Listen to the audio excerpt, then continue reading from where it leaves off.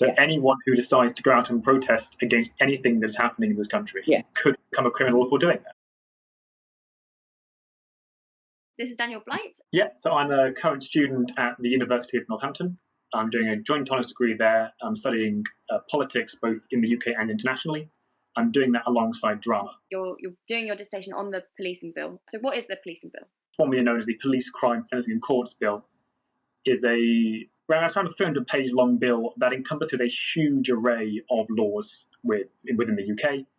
I know some have been talked about more than others, but the particular aspects that I've been focusing on here are the impacts on protest within that bill. So the way that it restricts the type of protest people can carry out and drastically expands what can be criminalised in protesting.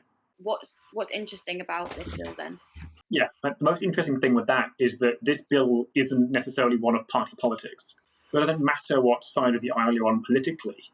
Every type of protest can be criminalised under this bill because of the broad and arbitrary definitions presented, because there is now a risk of becoming a criminal for doing that. So, but what are the consequences, for instance, then, if someone were to go out and protest? What we're looking at here is up to 51 weeks in prison for minor offences and for offences that include defacing of statues and property. So looking at things like what happened in Bristol, looking at up to a 10-year prison sentence for that action now. Isn't one of the sort of conditions that you are a cause of annoyance? Yeah, so serious annoyance would become a criminal offence under this bill. Now, we have nuisance laws that are being sort of updated within this bill. It adds in the definition to include annoyance, and that is not a legally defined term. So anything that could be seen to cause annoyance could become a protest, and bear in mind now, of course, there's no difference between a single protest, a static protest, and a march. Anyone who is doing something that is annoying and could be seen to be politicised is subject to arrest under this bill. Back in August, we had a big static protest outside the council offices regarding a planning application for Weekly Hall Wood, which is a really massive, emotive subject that's got a lot of people in Kettering up in arms about the possible destruction of Flower Meadow for warehouses. There was over 300 people there. It was a static protest, and I'm just wondering what kind of thing could happen to any of those protesters, many of which were children. Yeah, okay. So the first thing to be aware of is that under this bill, there is no longer any legal differential between a static protest and a march. So the broader penalties that can be applied to marches would also apply to static protests in the same way. So they are all three categories treated in exactly the same way. You are looking at penalties now for noise, and there's no definition for that. There's no decibel rating, and that is largely subject to the arbitration officers at the scene. But if they think the protest is going on for too long or producing too much noise, that is cause for arrest. So they will attempt to break up the protest there if they think that meets the definition. And again, the definition is not objectively defined, so that is at their discretion. Mm-hmm. And if you refuse to leave at that order, you are looking at up to 51 weeks in prison for that offence. One person, you can have a single person protest. If they decide you're a criminal, if you're annoying two people, you could be classed as a criminal, and these conditions could apply to you. It's huge. And the legal response to a single person protest, and this can be things like when you see on the news someone wearing sort of a character outfit or a hat who leans into a broadcast or shouts something about politics, that's a single person protest. That would now be treated with the same criminal authority as a multi-100-person march through Westminster. This will almost directly target environmental protests. One of the categories that's going through committee at the moment is whether it should include lock-ons, which is the act physically tying yourself to a position. This is something that the suffragettes did all the way through their campaigning and their protesting, and that is potentially being outlawed now as well. So that would affect things like blocking roads, but also things like applying themselves to railings. I know the stereotype of people tying themselves to trees, but that would also be a criminal offence now. Any time where you attach yourself to an object, that can be criminalised if this amendment goes through. And that can have massive implications for environmental movements across the country. The other thing that you talked about is schools. And there is a provision in this bill for protests to be prevented if they are going to have a sound impact based on an audience. So one of the examples they give is that a protest outside a school, because it has an impact on children, is more likely to be prevented. Now, when you consider who is most likely to protest outside a school, which is largely school-aged children who are protesting for something, and also teachers who are on strike, both of those protests, because they're happening near a school, are far more likely to be prevented. And that hits both children who want to exercise their right to protest, given that they can't vote at all. This is the only option they have. But it will also, potentially through an unforeseen implication, but potentially one they just don't want to admit they're doing, this could have massive implications for teachers who want to take strike action on school grounds, because they will be seen as interfering through sound. And this is all about noise restrictions here. They will be seen as interfering with children through the sound. And so teachers may not be allowed to protest on school property if they take strike action. And hospitals, again, are another good example of that. And again, this will come down on both sides of the debate. If you've got people who are protesting outside hospitals because they are nurses or doctors on strike, that will be affected by this. You've got people outside who are protesting because they're against privatisation of the NHS. That will be affected by this. If you've got people protesting outside hospitals because they want to try and oppose vaccination systems, that will be affected by this. Everyone who chooses to protest for any reason in that area will be equally subject to the law here, and any of those people can become criminals under this bill. Britain has an incredibly rich history of protest, and a lot of civil rights advances have come about purely because of protest. Lots of things the government was very loath to do, but due to the pressures put on by protesters, the government relented. Things like the vote, both lowering the voting age, as it used to be up in my 20s, and that came down to 18 over years of protest. The fact that women have the right to vote came through very difficult protest action. And a lot of the protest actions carried out by the suffragettes movement are things that are targeted by this bill.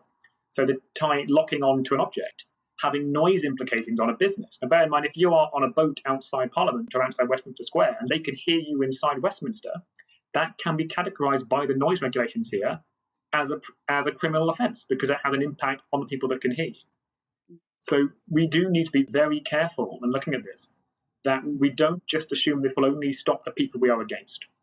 I think a lot of people, when they look at laws, they assume that this will only target the people that are against them, because people like to assume that they are the good person, right? That we make good decisions.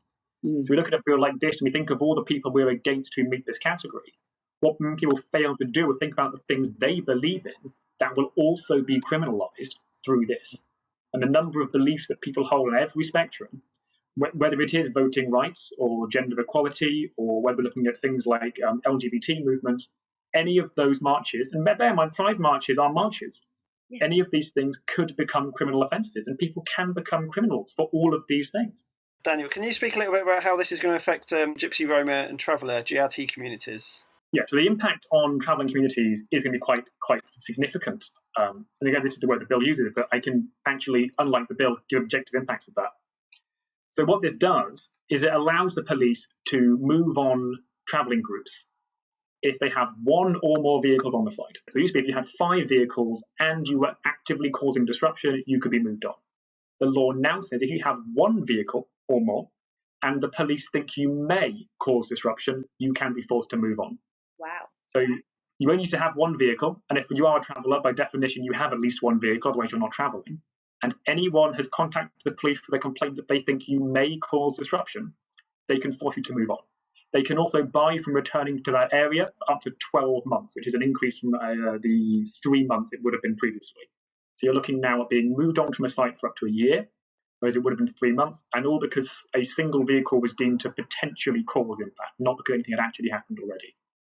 And if you refuse to comply with that, you can be arrested. Criminal charges can be brought, purely because you refuse to vacate an area on the grounds of someone thinking you might do something that you haven't done yet. It's criminalising someone because somebody else thinks they might commit something that might be a crime. Exactly. Yeah.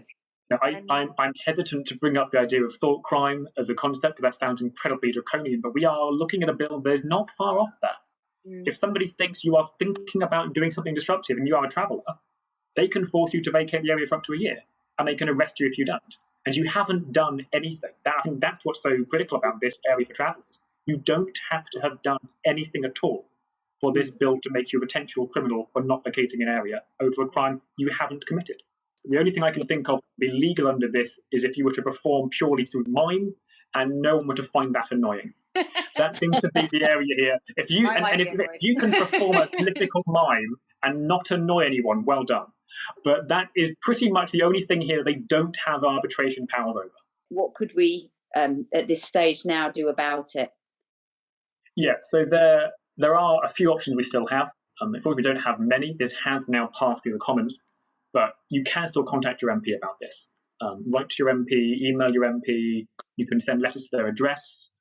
If you want to, you can legally protest. As of right now, you can still protest outside their offices, outside their home, as long as you do so in a way that is not putting them at risk. That is all legal. You can write to the House of Lords as well. And you won't have a particular Lord representative, not quite how the Lords works, but you can still write to them as long as you don't send exactly the same letter to more than 6 of them. Otherwise, the whole thing will be thrown out. So got to be careful of that. You can write to the Lords, and you can still attend protests.